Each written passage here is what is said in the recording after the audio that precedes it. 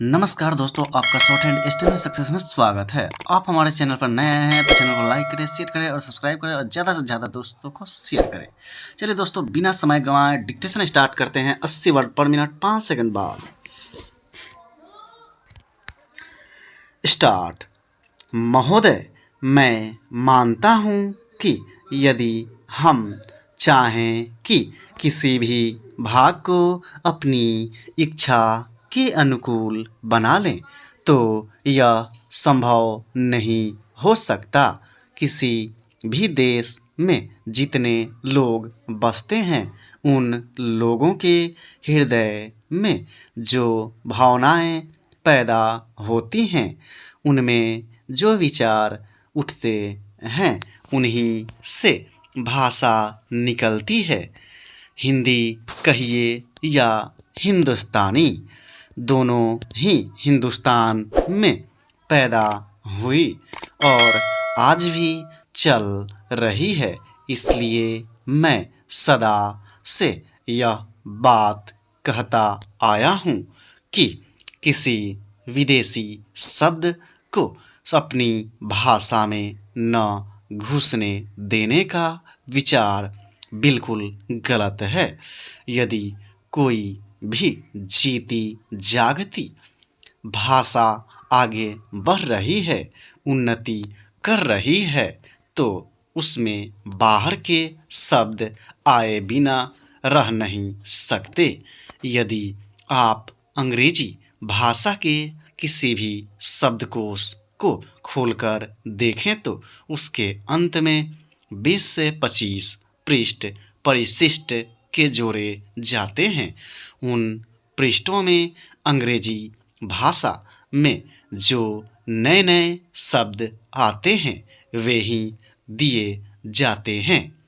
कुछ दिन हुए मुझे चैम्बर्स का एक पुराना शब्दकोश मिल गया।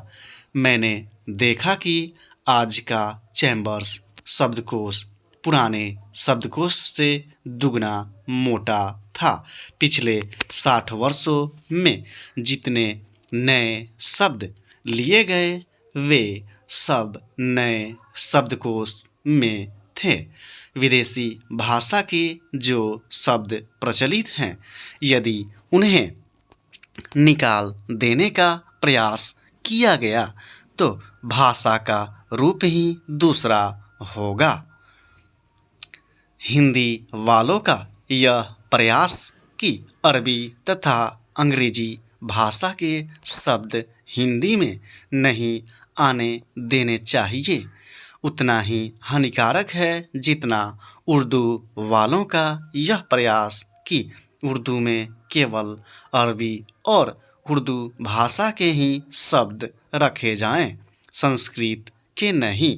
उसके साथ साथ हमको यह भी मानना होगा कि हिंदुस्तान में जो बहुत सी भाषाएं हैं वे अलग अलग प्रदेशों की अलग अलग भाषाएं हैं। जैसे उत्तर भारत में मराठी, गुजराती, हिंदी, बंगला, उड़िया तथा असमिया और दक्षिण में तमिल, तेलुगु, मलयालम तथा कन्नड़। इन सब भाषाओं में संस्कृत के शब्द बहुत हैं।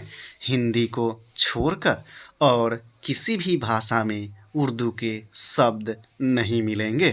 देश में हिंदी को इस योग्य बनाना है कि लोग उसे सरलता से सीख सकें, इसलिए इसमें उसमें संस्कृत के शब्द लेने ही पड़ेंगे, उससे बचा नहीं जा सकता। हमारे संविधान में हिंदी की व्याख्या इस प्रकार दी गई है कि हम उसी भाषा को हिंदी मानते हैं जिसके मूल में संस्कृत है। यदि कोई नई बात नहीं है, इसे सभी लोग मानते और समझते हैं। आज लोग कुछ ऐसी हिंदी लिखने लगे हैं जिसमें संस्कृत के बड़े बड़े शब्द अधिक आते हैं, जो मेरे जैसे आदमी को जिसने संस्कृत नहीं पढ़ी है समझ में ही नहीं आते। जो व्यक्ति संस्कृत या अरबी भाषाओं में से किसी को भी अधिक नहीं जानते परंतु अच्छी हिंदी या हिंदुस्तानी लिख सकते हैं, उनको इतना समय नहीं कि वे संस्कृत और अरबी के बड़े बड़े शब्द लें। वे तो छोटे शब्दों में ही अपना काम निकाल लेते हैं। बड़े शब्द लेने हों तो वह दूसरी चीज़ है। स्टॉप। तो मिलते हैं ऐसे ही किसी नए टॉपिक के साथ, तब तक के लिए इजाज़त दीजिए। जय हिंद, जय भारत। और जो नए हैं चैनल को लाइक, शेयर और सब्सक्राइब करना न भूलें।